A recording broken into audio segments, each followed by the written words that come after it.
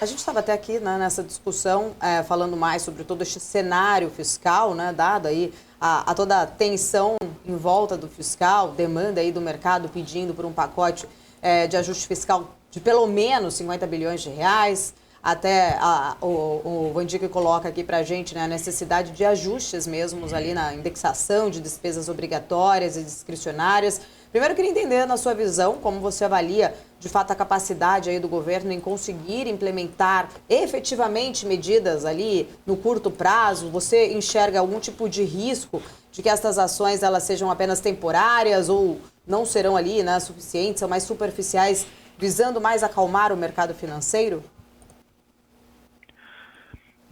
Deixa eu dar vários passos para trás aqui, fazer uma reflexão um pouquinho mais ampla. A primeira coisa que eu diria, e fazer se o Van Dijk me permite, assim, eu não falaria que a Faria Lima quer ou deixa de querer, né? Eu acho que isso até, num certo sentido, é cair numa armadilha da polarização. O Brasil tem uma dívida que é cara, curta e crescente, né? Com risco de default se não for feito nada. Então não é a Faria Lima que quer, são todas as pessoas de bom senso, né? Todas as pessoas que pensam a continuidade do país. Você não pode ter uma dívida que começa em 71 e 7,7% do PIB e 3 anos depois tem 82% do PIB. Isso é um descalabro, né? Então, de fato, a gente tem um problema grave, mas não é um problema da Faria Lima, é um problema de todos os brasileiros ou todas as pessoas de bom senso. A segunda coisa que eu diria é que está muito claro que esse governo não vai fazer um ajuste fiscal na direção de um superávit primário capaz de estabilizar a dívida, né? Seria muito melhor se isso fosse feito, mas isso não vai ser feito. O arcabouço fiscal era um plano de uma abordagem muito gradual, muito paulatina, em direção a alguma coisa próxima do equilíbrio fiscal, né?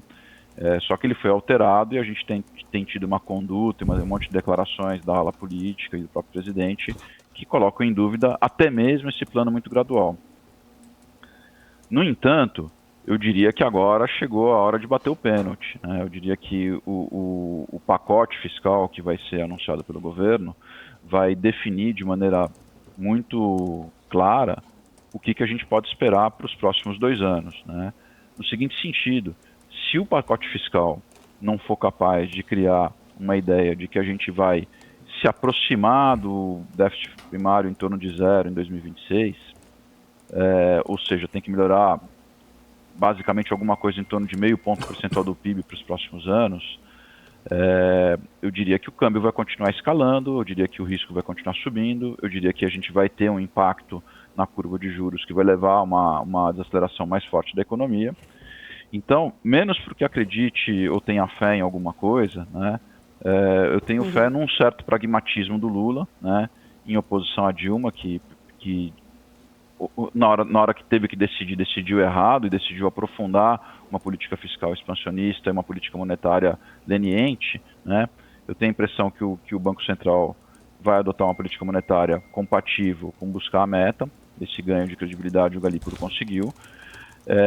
E eu acho que o pacote fiscal vai cumprir, vamos dizer assim, o mínimo minimorum para que você tenha alguma reequalização da percepção de risco, sendo que o ajuste, de fato, vai ficar para o próximo governo.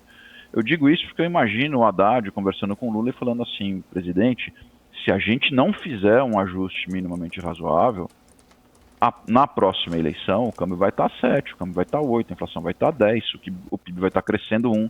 Não é um ambiente muito favorável para o partido incumbente.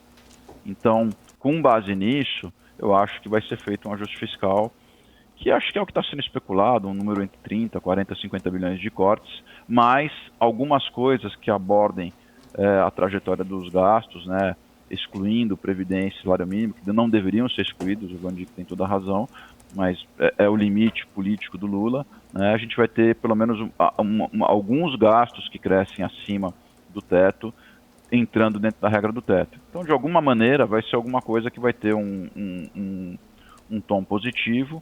E eu acho que a gente vai imaginar que o déficit de 2026 vai estar andando para perto do zero, e aí o próximo presidente vai ter que fazer um ajuste adicional de 2 pontos do PIB, alguma coisa desse tipo.